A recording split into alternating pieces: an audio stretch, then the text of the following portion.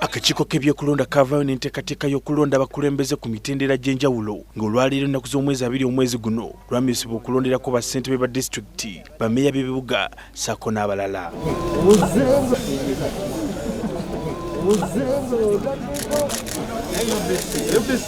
Lord Meeya wa Kampala Erias Lukwago bw'abadde tannagenda kulonda asoose kwogerako eri bannamawulire n'alaga obutali bumativu ku bukungu obulenderwako obutuusa ekikeerezi.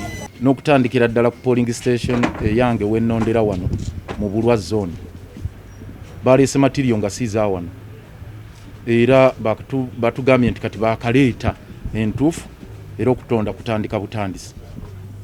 Ekyo kyeyolese mu polling stations endala nnyingi.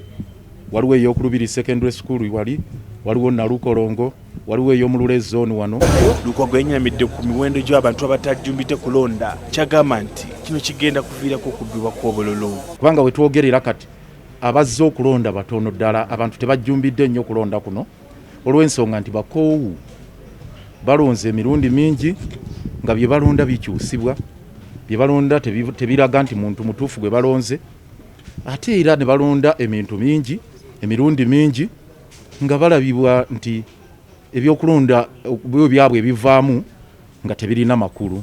Ono akakasizza nti takkiriza nti okulonda kuno kugenda kuba kwa mazima n'obwenkanya. Batubuulidde polling stations bwe baleese DR form ng'eriemu bweti nga tekisoboka kuba nti presiding officer ajja kukozesa DRFM kuba yabadde agamba exercise egende mu maaso yadde polling stations eriemu yadde DR form eriemu fene tukiwakanya kuba yagamba nti bafotokopingemu. Lord Meeya alabudde ssentebe w'akakiiko k'ebyokulonda omulamu Simon Byabakama okuddamu okwetegereza engeri gy'akuttemu ensonga ez'okulonda ku mulundi guno. Ebyo bikulaga either electoral commission nti eri incompetent nti eremeddwa okukola omulimu gwayo obulungi, obanga kigenderere okugezaako okwongera okutabangula ebyokulonda mu Kampala okumalamu abantu amaanyi babeere batono. Kubanga we twogerera kati abazze okulonda batono ddala, abantu tebajjumbidde nnyo kulonda kuno.